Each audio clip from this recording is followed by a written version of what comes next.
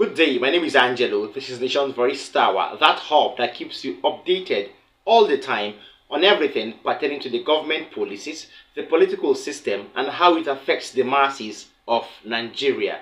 Thanks for joining us, alright? So, I will delve straight to the matter at hand because this week or this particular period is a very, very serious time politically. So, we don't have to joke. If we take things for granted, these people that are trying to overtake our government will take us for granted too. So wherever you are, any part of the world, please, you have to put all hands on deck. Join us for a better Nigeria. An expose of the secret dealings of Sheyi Tinubu has come to limelight, alright. Bola Ahmed Tinubu's son has been called out over time for various wrong reasons, over his alleged involvement and misuse of public facilities meant for government activities, alright? Of course, that is no longer news. Recall that 2 days ago, Premium Times and the other news platforms reported that Tinubu's son, Sheyi Tinubu, abused public assets. Let me read directly from the Premium Times Daily that said, as you can see on your screen, it read, Tinubu's son abuses public assets, flies presidential jet to watch polo. Now, that is no longer news, alright? I want to buttress my point on this particular thing that happened 2 days ago. In as much as that presidential fleet or presidential jet was meant for his father, let me say, yes, he was not in any position to use that private jet or that jet meant for his father to go anywhere. His father is trying to, or there are issues debating or challenging his father's presidency. His father is not even supposed to fly that jet at the first place, but here he is cruising in it. That is different. Now to the matter at hand. The secret files of Sheyi Tinubu have been brought to limelight, and that is what I'm going to share to you a moment from now. Now listen. Aside from abusing the presidency and turning the presidential jet into a flying hobby, amongst other social vices that take place in the presidential jet, according to sources, Sheyi Tinubu has been sharing political appointments to his friends and cronies. Recently, he nominated one Ayodele Olawande as the new Minister for State for Youth, alright? And now, he has allegedly nominated his employee, one Charles Odile, as the new Director General of the Small and Medium Enterprises Development Agency of Nigeria, SMEDAN. Apart from that, sources in the State House revealed that Sheyi Tinubu allegedly has up to 10 persons he nominated as ministers. Now, let us delve into this very, very directly, okay? Why will Sheyi Tinubu have 10 ministerial nominees under him? That means he has 10 ministers that will be loyal to him and not to his father alone. Why will these things be like that? This is what we have been avoiding. That is why we have been shouting and clamoring for Bola Ahmed Tinubu to leave the State House. We are not only questioning his character as a person or as a politician, we are also questioning the character of his family, because we haven't heard anything about the son of a president or the daughter of a president misusing government facilities meant for their parents, alright, until the time of President Muhammadu Buhari, when we heard of his daughter. I don't want to recall that now. Now we have another case with Bola Ahmed Tinubu. He is not yet the president. His presidency and legitimacy is still being contested, and here is his son flying here and there with our own private jet, Nigerian Air Force 01, to go and watch polo in Kano State.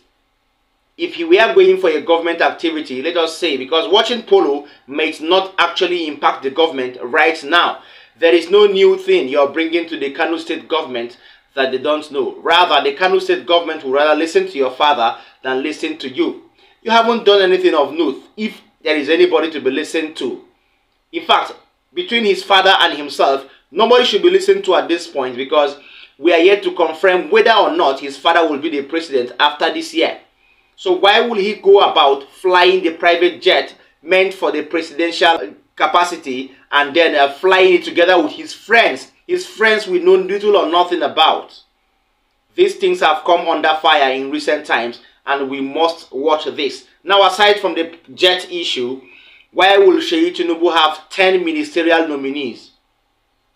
This is going forth to dent our political system and to show you that there will be lots of people who will be loyal to not only Bola Tinubu, but they will be loyal to some of his family members, which will finally bring, a sort of headache or conundrum in the governance system. How do you expect these ministers to efficiently deliver their duties? That means they would, and they must pay sort of allegiance or sort of monetary loyalty to whoever that nominated them to that particular seat, which is a sort of catastrophic occurrence for the welfare of Nigerians. We are supposed to have a clear and even division of the national cake, not to have people like Tinubu and his 10 ministerial nominees sharing our national cake with Nigerians. All right, that is that on that particular update. Let me go straight to the next fact without wasting much of your time.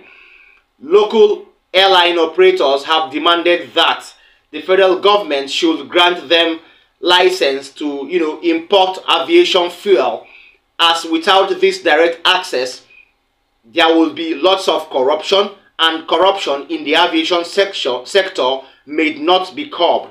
Talking about this and throwing more light on this, I have Professor Obiora Okonkwo, who is the spokesperson of the Airline Operators of Nigeria, and he is also the chairman of the United Nigerian Airlines. Please stay tuned. If government is not committed to fishing out the bad eggs within the chain of distribution of Jet A1, then they should allow us direct access. Direct access to that product does not just mean license.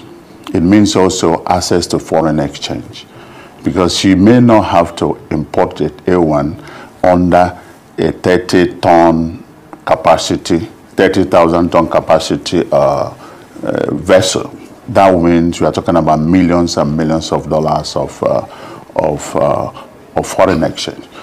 You may recall that some time ago, in series of our meetings with National Assembly, they had requested NNPC to grant us the license. One may ask, why are we asking for it again? Yes, it is because the process has not really shown some clear indications that we're going to have it as requested. So we're representing it again before the minister. But that's our last option. Don't get me wrong here. That's our last option. But if the government is able to wade into the cartel in NNPC that had always kept some gatekeeping, some layers and layers of markups, then if we have these products at a reasonable price, which we still believe that no matter the cost of crude oil in the international market, unfortunately the exchange rate is rising every day. But however, plus minus, this should still be within the mode of 600 naira. We'll be comfortable with that. We're not asking for any subsidy from the government. But there are so many markups that before it gets to the pump price, it becomes so unbearable. And then, honestly speaking, all these things we are fighting for is to reduce the burden from the public, because the only option we may have would be just to sit down and calculate the cost of these things and mark up on the ticket. We know the effect. It will affect the passenger load, it will affect the burden, and it will not help the growth of the industry. All right, this particular government has corruption happening everywhere in every ministry. This is not supposed to be like that, all right?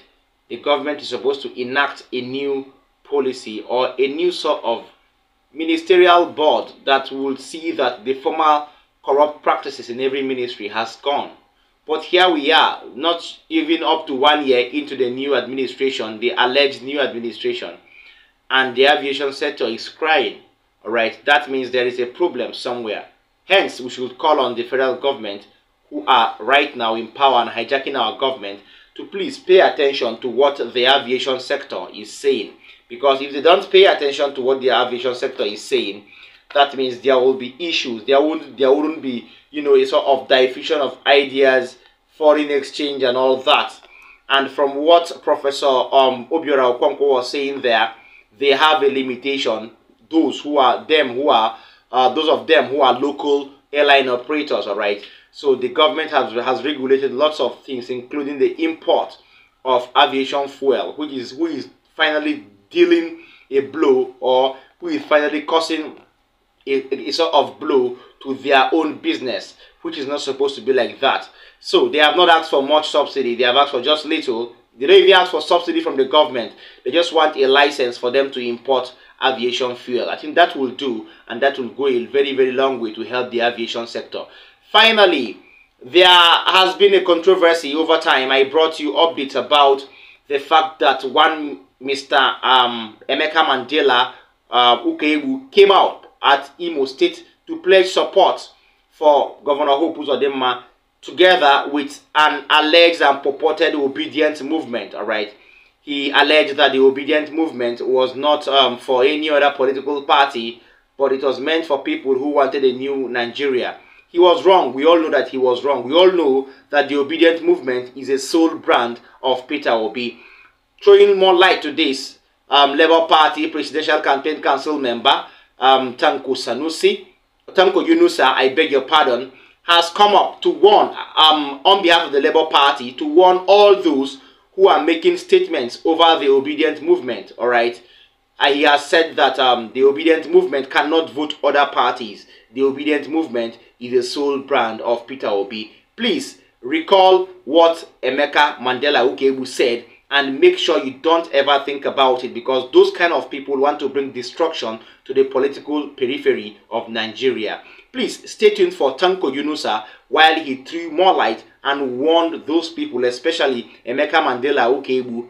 Instead of the Labour Party, he warned these people, together with one voice with the Labour Party and the Presidential Campaign Council, warning everybody that is part of this purported obedient movement that are planning to support other parties to desist, because they will be deviating from the objectives and aims of the Peter Obi-led obedient movement. Please stay tuned for Tanko Yunusa.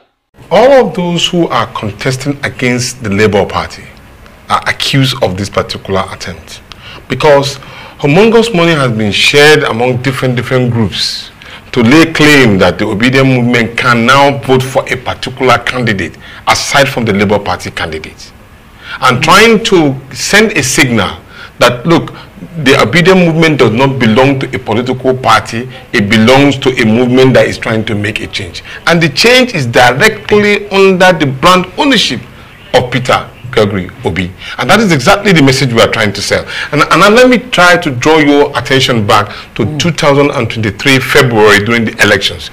Most of the strategy that was put in place, and now here is a warning, and a very big warning for our members to be mindful of some of the gimmicks that they trade.